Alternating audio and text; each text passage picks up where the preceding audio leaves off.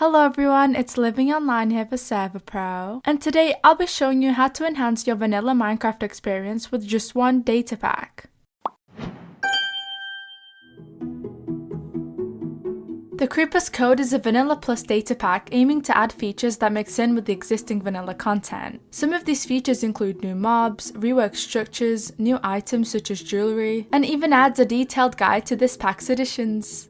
When you spawn in your world, you'll receive the compendium. If you open it up and flip through, there's an index of all the items you can acquire. Clicking on any of the items, you'll be able to see where they spawn or how you can get them, their strengths and weaknesses, and also what mob drops you can get from the new enemies. One of the major additions is the illager mob type imported from the Minecraft Dungeons game. Firstly, it adds the enchanter. He spawns in the woodland mansion basement and on occasion drops lockets of learning. It also adds the iceologer. He's a dangerous wizard that freezes you and drops blocks of falling ice. You can find this illager in snowy biomes, roaming the walls of a brand new structure. Lastly, it adds the geomancer. This illager only spawns underground and summons magical pillars to trap and explode you. Not just that, but in the mob section, this data pack also introduces coral drowned, glow-lichened zombies, and even snails. Moving on, it completely reworks the look of ocean monuments and adds a small loot room to large ocean ruins. This data pack further spices up your vanilla gameplay by adding a brand new villager, known as the jeweler. This villager uses a new jewelry table block to trade jewelry and amethyst related goods. For its final trade, it sells a randomly enchanted iron ring of fortitude. This is what the ring of fortitude looks like. It gives the user wearing it another heart. It'll give the user 2 more hearts if it's made out of netherite. The other rings also have their own abilities. For example, the ring of might gives you an added 10% of attack damage, or 20% if it's made out of netherite. Last but definitely not least, there are a few new foods you can obtain in this data pack like muffins, pies, and stews. Now, if you're wondering how you can check out all the other features yourself, I'll be showing you how to download this data pack in the next segment, so stay tuned. Firstly, you can use the link in the description to get to the official download page. Scroll down to where it says the Datapack Center and click it, then press continue for the file to be instantly downloaded. To make the next step easier, we recommend you move the zip to a place where you can easily access, for example, your desktop. Afterwards, make sure to extract the zip to get the data pack zip and resource pack zip separately. You can then delete the main TCC v1 file zip, as we're only going to be needing the data pack zip and the resource pack zip.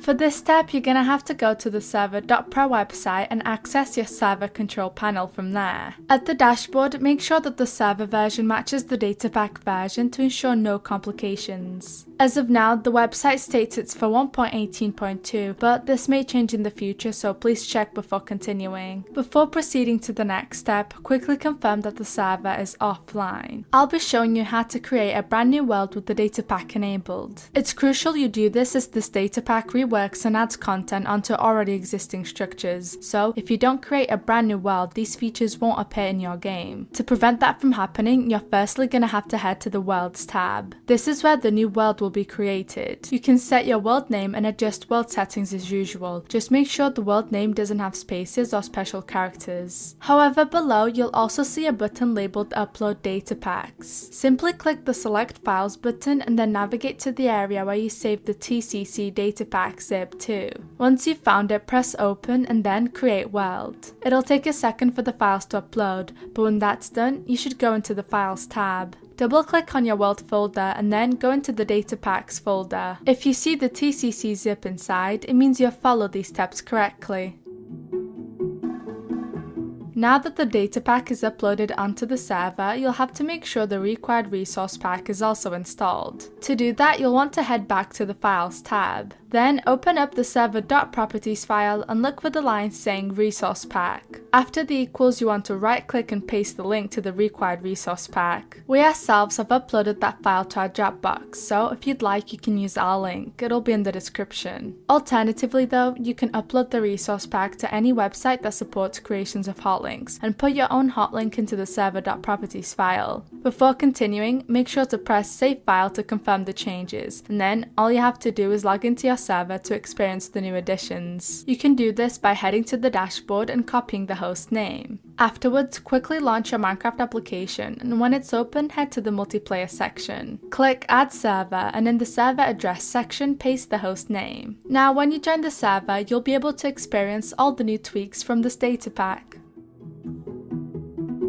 Well, that's it for this video. If you have any questions, make sure to leave them down below, and if you enjoyed this video, subscribe to see more from our channel. Thank you for watching!